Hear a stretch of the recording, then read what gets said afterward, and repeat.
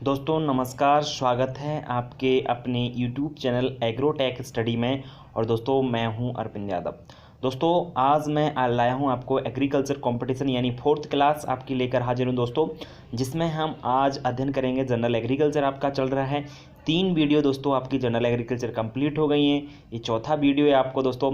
अगर आप कर रहे हैं किसी भी कृषि प्रतियोगिता की तैयारी, दोस्तों यह वीडियो आपके लिए बहुत ही महत्वपूर्ण है, क्योंकि दोस्तों इस वीडियो में हमने आपके लिए बहुत ही जनरल एग्रीकल्चर जो पूरा एग्रीकल्चर आपका चल रहा है उसी में से हम क्वेश्चन लेकर आए हैं दोस्तों। ठीक है दोस्तों, शुरुआत कर लेते हैं हम इस वीडियो की। दोस्तों हम सबसे पहले बात करेंगे कृषि में प्रयोग होने वाले यंत्रों की। दोस्तों कृषि में कौन कौन से जो यंत्र हैं उनका उपयोग किया जाता है। सबसे पहले बात कर लेते हैं एनीमोमीटर। दोस्तों एनीमोमीटर जो होता है आपको, इसको हवा की गति मापने के लिए उपयोग किया जाता है। एनीमोमीटर जो यंत्र होता है इसका उपयोग हम किसके लिए करते हैं? हवा की गति मापने के लिए करते हैं। थर्मामीटर, दोस्तों सब जानते हैं इसके बारे में। थर्मामीटर आपका जो तापमान मापने के लिए इसका उपयोग किया जाता है, चाहे आपका ह्यूमन हो या आपकी एनिमल्स हो सकता है, या जनरल टेम्परेचर मापने के लिए भी थर्मामीटर का उपयोग किया जाता है। नेक्स्ट है दोस्तों हाइड्रोमीटर। हाइड्रोमीटर का उपयोग पानी का आपेक्षिक घनत्व मापने के लिए किया जाता है। हाइड्रोमीटर का उपयोग पानी का आपेक्षिक घनत्व मापने के लिए इसका उपयोग किया जाता है।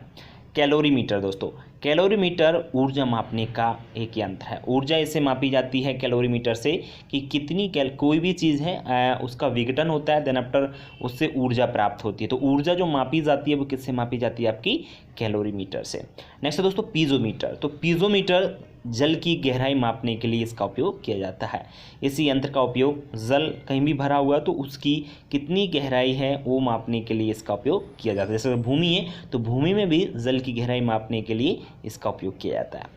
नेक्स्ट है आपका बैरोमीटर। तो बैरोमीटर का उपयोग दोस्तों हवा का दाब मापने के लिए, कि हवा का जो प्रेशर है, हवा का विंड है, विंड प्रेशर मापने के लिए आप बैरोमीटर का उपयोग करते हैं।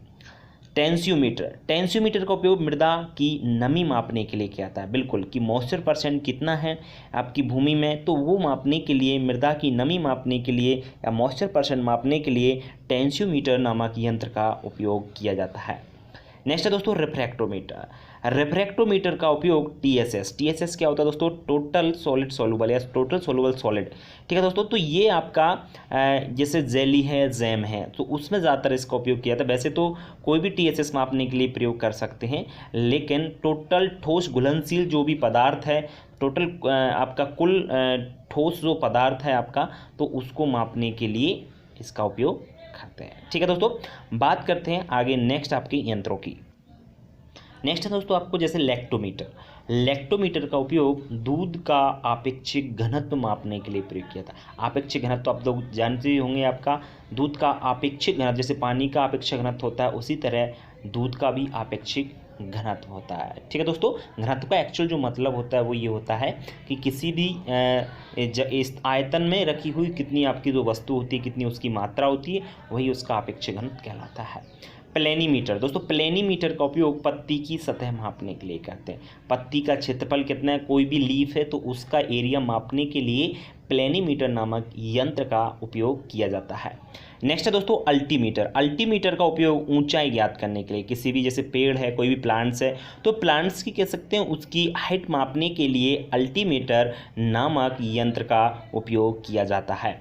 नेक्स्ट है दोस्तों माइक्रोमीटर। तो माइक्रो में से होता है सूक्ष्म, ठीक है ना, तो सूक्ष्म जीवों का आकार मापने, जैसे बैक्टीरिया है, वायरस है, जो भी आपके सूक्ष्म जीव होते हैं उनका साइज मापने के लिए माइक्रोमीटर नामक यंत्र का उपयोग किया जाता है।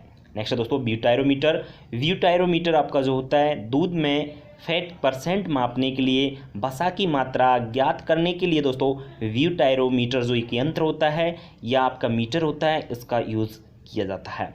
नेक्स्ट सैकरीमीटर। सैकरीमीटर जो है वो शक्कर की मात्रा, किसी भी चीज़ में कितनी प्रतिशत शक्कर है, शक्कर की मात्रा मापने के लिए सैकरीमीटर का उपयोग किया जाता है। ठीक है दोस्तों, ये थे आपकी कृषि में उपयोग होने वाले सभी यंत्र। बात करते हैं आगे। नेक्स्ट है दोस्तों फसलों की विभिन्न क्रियाएं एवं संबंधित फसलें। बहुत ही महत्वपूर्ण है ये टॉपिक।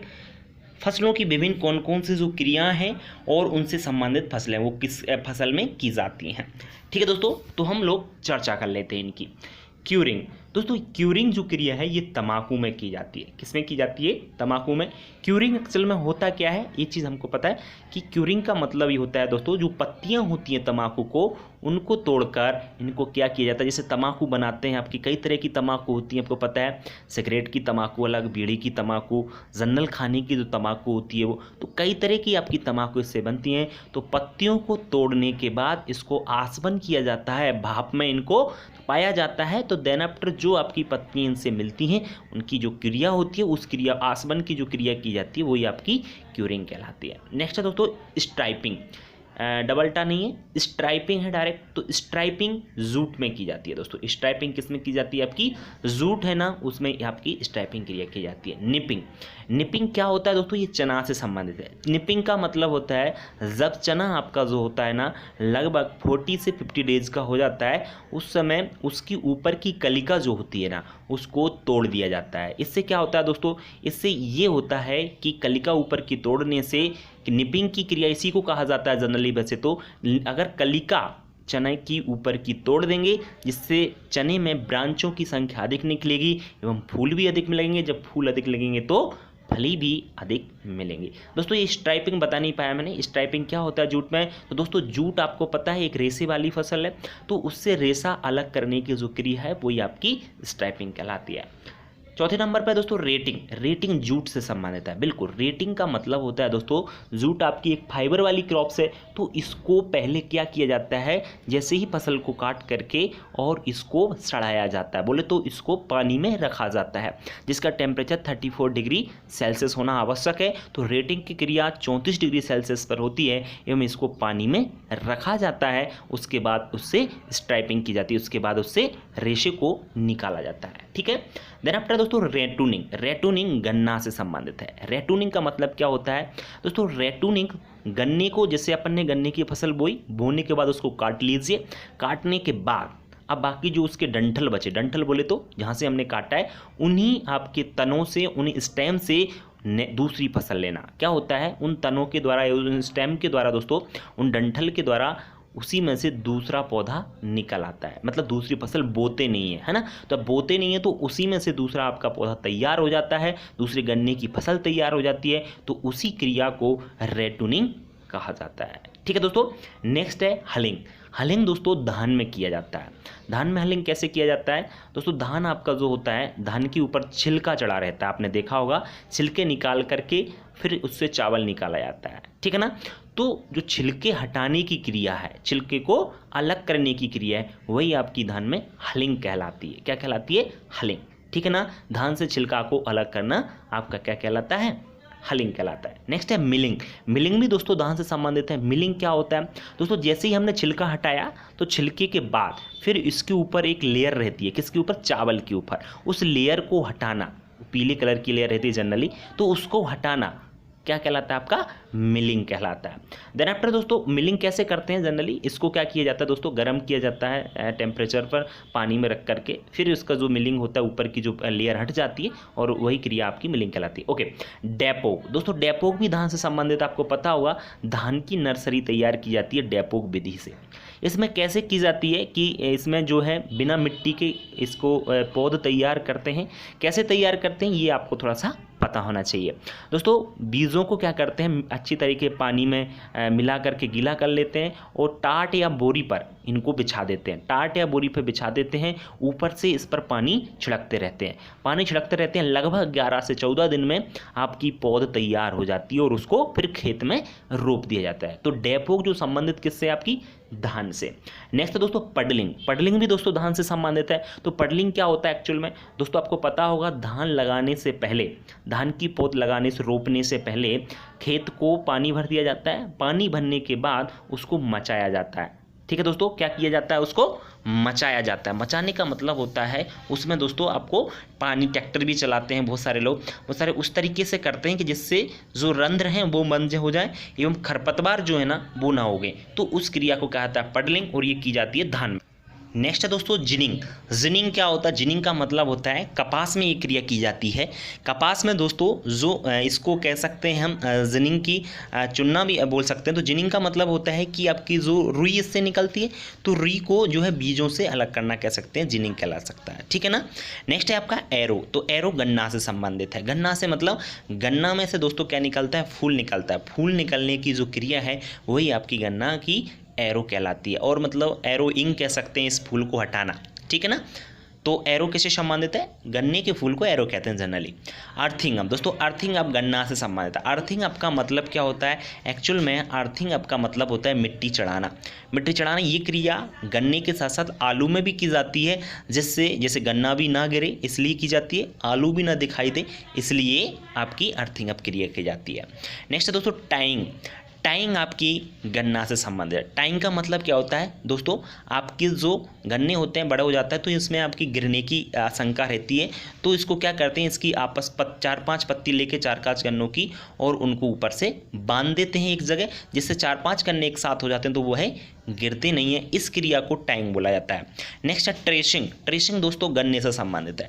ट्रेसिंग का मतलब ये होता है कि गन्ने की जो पत्तियां होती हैं ना, उससे गन्ने से ही उसको लपेट दिया जाता है, जिससे क्या होता है दोस्तों, गन्ने पर कीट रोगों का प्रकोप एवं धूप का अधिक प्रकोप नहीं होता है, तो इस क्रिया को ट्रेसिंग कहा जाता है। नेक्स्ट है दोस्तों अधसाली। अधसाली भी गन्ना से संबंधित है। अधसाली का मतलब ये होता है दोस्तों कि गन्ना आपका वैसे तो जनरली आपको पता है 10 महीने में या 12 महीने में निकलता है, लेकिन एक गन्ना जो होता है ना 18 माह का गन्ना होता है। कितने माह का गन्ना होता है? 18 माह का। लगभग 1.5 साल में आपका गन्ना आता है पूरी तरीके से, तो उस क्रिया को आपका अधसाली कहा जाता है, ठीक है ना। नेक्स्ट है दोस्तों टॉपिंग। टॉपिंग आपकी तम्बाकू में की जाती है। टॉपिंग एक्चुअल में होती क्या है दोस्तों? तम्बाकू जो होती है उसकी ऊपर की जो वो हटा दी जाती है, आपकी बडिंग जो होती है ऊपर का भाग हटा दिया जाता है, जैसे निपिंग की जाती है ना, वैसे ही आपकी टॉपिंग की जाती है, ठीक है। ऊपर का भाग हटाना जिससे पत्तियां अधिक निकलती हैं। डीहल्मिंग दोस्तों, डीहल्मिंग आपकी आलू में की जाती है। दोस्तों आलू में क्या होता है? आलू आपको पता है नीचे लगता है, मतलब भूमि में होता है ना, और ऊपर उसका जो पौधा रहता है उसको क्या करना? सुखाना कह सकते हैं, उसको काटना भी कह सकते हैं। तो ऊपर के भाग को आलू के हटाना, ऊपर का भाग क्या पौधे के ऊपर से हटाना है, आलू छोड़ देने हैं, तो उस क्रिया को डीहल्मिंग कहा जाता है। ओके। नेक्स्ट दोस्तों सेटरिंग। सेटरिंग आपका सोयाबीन से संबंधित है। सोयाबीन से मतलब सेटरिंग का मतलब होता है एक्चुअल फलियों का चटकना। फलियों का चटकना। सोयाबीन में अगर ज़्यादा धूप होने के कारण आपको पता है फली चटकने लगती हैं, तो फलियों का चटकना सेटरिंग कहलाता है, और सेटरिंग आपका जो संबंधित है वो किससे है? सोयाबीन से, ठीक है दोस्तों। ये क्रियाएं आगे बात करते हैं नेक्स्ट और क्रियाओं की। नेक्स्ट है दोस्तों आपकी जैसे सेलिंग। सेलिंग आपकी मूंगफली से संबंधित है। सेलिंग का मतलब होता है मूंगफली का छिलका एवं बीज का जो मात्रा आपकी, वैसे सेलिंग परसेंट जो मूंगफली की होती है वो कितनी होती है? लगभग 60 से 70% के समथिंग होती है। मतलब आपका 40% उसमें से छिलका निकलता है, बाकी मात्रा आपकी सीड की होती है। पैगिंग भी दोस्तों मूंगफली से संबंधित है। पैगिंग का मतलब ये होता है जैसे मूंगफली आपका जैसे उसका जर्मिनेशन हुआ, देन आफ्टर पौधा बन गया तो उसके पैग निकलते हैं। पैग का मतलब क्या होता है दोस्तों? उसमें से जड़ टाइप में निकलती हैं और वो नीचे की ओर जाती है। नीचे मतलब भूमि में प्रवेश करती है, क्योंकि मूंगफली आपको पता होगा अंदर रहती है, भूमिगत आपकी रहती है, तो उसमें प्रवेश जो करने की क्रिया है तने से लेकर वहाँ तक, वो क्रिया आपकी पैगिंग कहलाती है। मतलब किस में प्रवेश करने की? भूमि में प्रवेश करने। किसकी? पैग की। पैग क्या होता है? उससे निकलने वाला जिसमें आपकी फली लगती है। फली किस में लगती है? एक पतली सी आपकी पैक टाइप का रहता है, उसमें आपकी फली लगती है, और वो कहाँ प्रवेश करता है? भूमि में, अंदर जाके आपकी फली बन जाती है। डिटेसलिंग दोस्तों, डिटेसलिंग मक्का से संबंधित है। डिटेसलिंग का मतलब होता है मक्का में पता है आपको ऊपर आपका फूल टाइप का निकलता है, जिसको हम मंजरी बोल सकते हैं हिंदी में, तो उस मंजरी को हटाना, टेसल बोला जाता है इंग्लिश में, तो उसको हटाने की जो क्रिया है वो डिटेसलिंग कहलाती है। गूटी दोस्तों, गूटी अमरूद से संबंधित। आपको पता है अमरूद में दूसरे पौधा तैयार करने की विधि है गूटी लगाना, वही आपकी क्या है? गूटी अमरूद से। सिंपल है तो आप जानते होंगे। फ्लैक्स दोस्तों अलसी से संबंधित है। फ्लैक्स का मतलब होता है अलसी से दोस्तों रेशे वाली फसल है और तेल वाली भी फसल है। इसके तने से दोस्तों जो रेशा प्राप्त होता है उसको फ्लैक्स कहा जाता है। नेक्स्ट दोस्तों लिंट कपास से संबंधित है। कपास से संबंधित का मतलब ये है कि आपका जो कपास होता है इसकी जो रुई होती है उसको लिंट कहा जाता है। क्या कहा जाता है दोस्तों? कपास की रुई को लिंट कहा जाता है। नेक्स्ट है दोस्तों आपका वास्ट। जूट का जो रेशा होता है उसको क्या कहते हैं? बास्ट कहा जाता है। ठीक है दोस्तों। लास्ट है आपका क्रॉप लॉगिंग। क्रॉप लॉगिंग आपके गन्ना से संबंधित है। दोस्तों क्या होता है, गन्ने का एक तो क्रॉप लॉजिंग होता है, एक क्रॉप लॉगिंग होता है। ठीक है ना, दोनों क्रियाएं आपकी गन्ना से संबंधित हैं, क्योंकि गन्ना जैसे बड़ा हो जाता है तो उसमें लॉजिंग होने लगती है, लॉगिंग होने लगती है। पानी भर जाता है गन्ने में तो समस्या ये ज़्यादा होती है आपकी, वाटर लॉगिंग की ये समस्या ज़्यादातर आती है आपकी गन्ने में। ठीक है दोस्तों, तो ये सभी क्रियाएं आपके लिए बहुत महत्वपूर्ण थी। बात करते हैं आगे। नेक्स्ट है दोस्तों आपको कृषि के विभिन्न क्षेत्र एवं उनके जनकों की बात करते हैं। कृषि का जो एरिया है, क्षेत्र है, उसके अंतर्गत बहुत सारे आपके फादर हैं। एग्रीकल्चर में संबंधित आपकी बहुत सारी ब्रांच हैं, उनके जो फादर हैं या जनक हैं उनकी हम लोग बात करते हैं। ये चीज़ अपन को याद होनी चाहिए। सस्य विज्ञान। दोस्तों सस्य विज्ञान के पिता हैं पीटर डेक्रेसन जी। इसके पिता कौन हैं?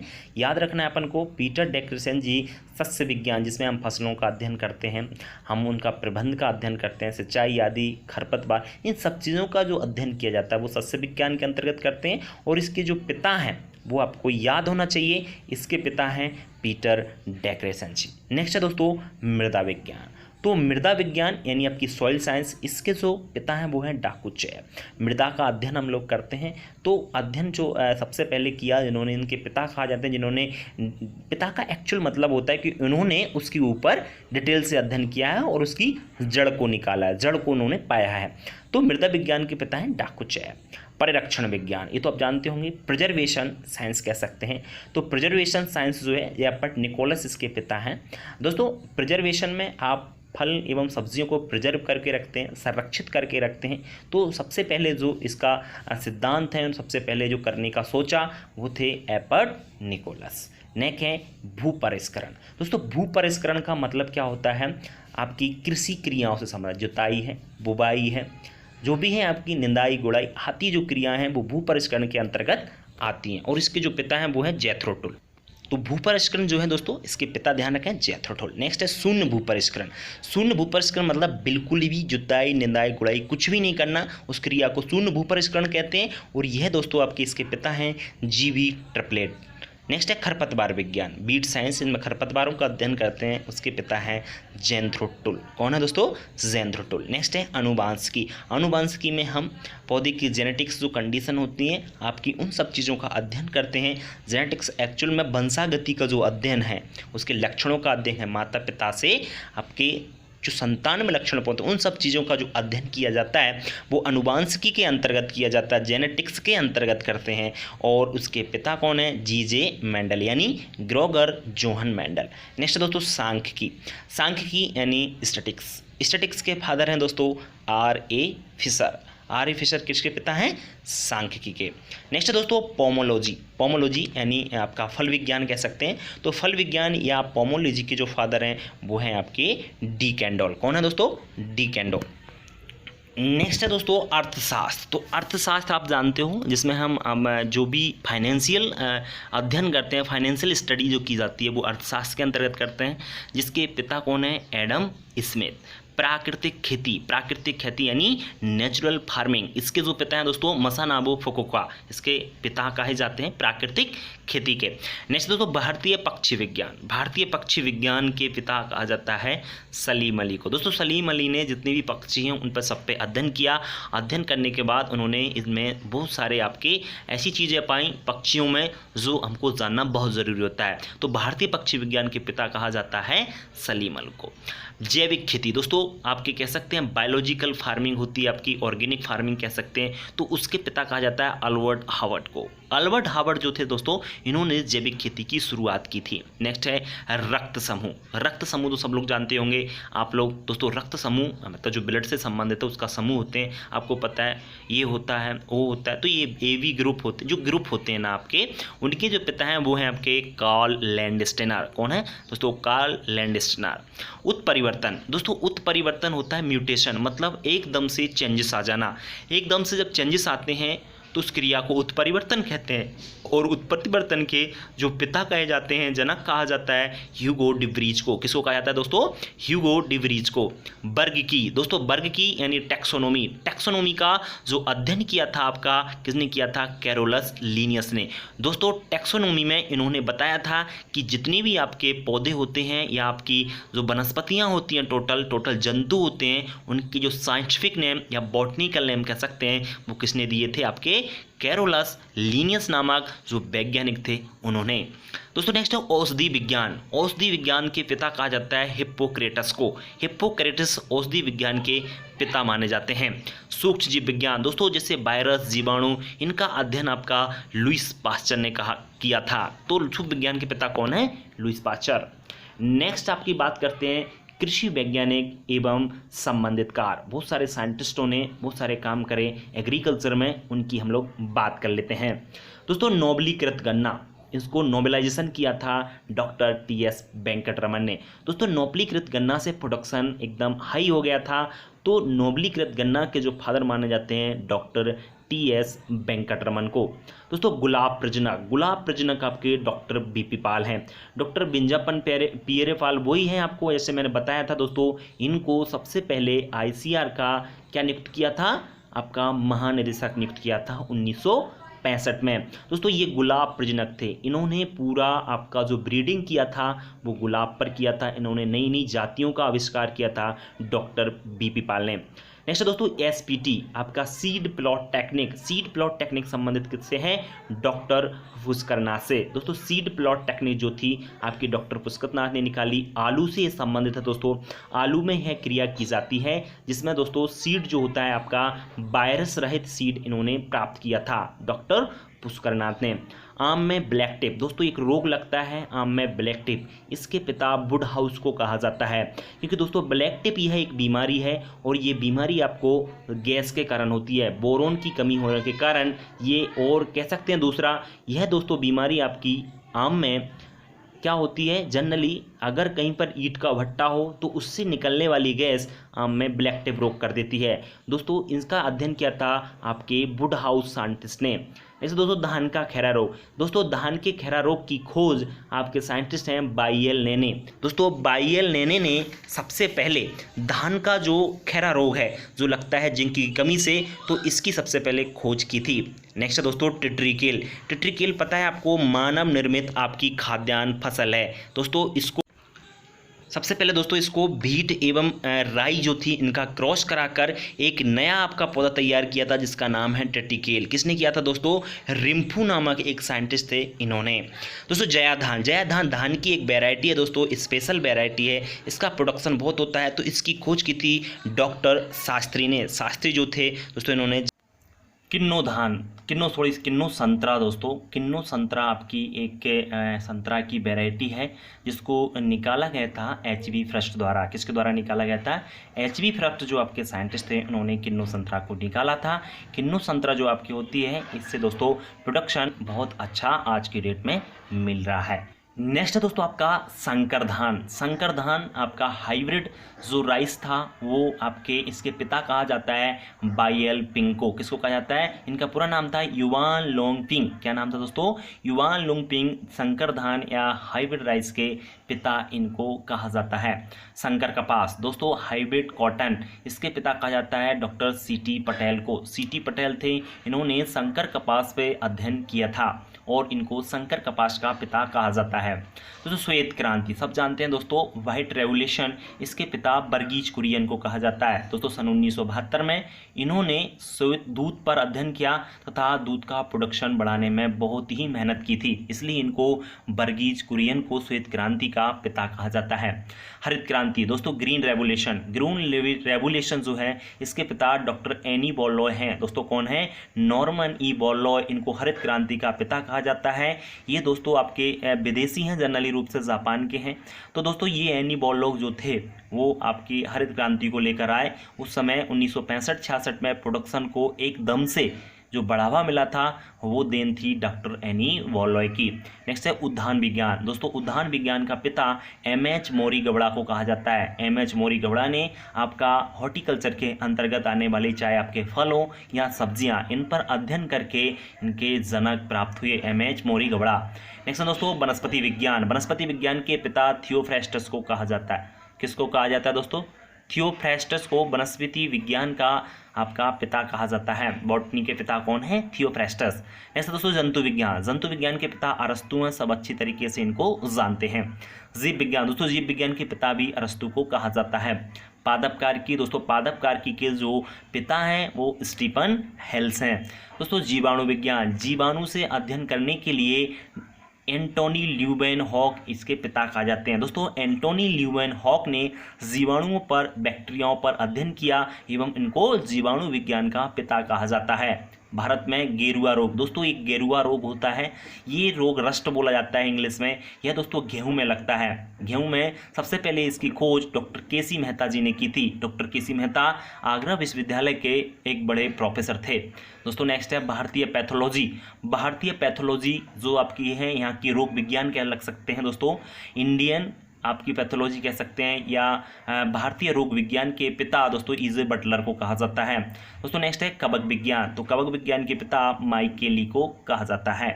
ठीक है दोस्तों, ये थे आपके जितने भी फादर हैं एग्रीकल्चर से संबंधित वो सभी। ठीक है दोस्तों, तो दोस्तों वीडियो कैसा लगा आप लोग हमें कमेंट बॉक्स में लिखकर ज़रूर बताएं। अगर वीडियो अच्छा लगता है तो उसको लाइक ज़रूर करें, और दोस्तों अगर आप हमारे यूट्यूब चैनल पर नए हैं तो चैनल को सब्सक्राइब जरूर कर लें।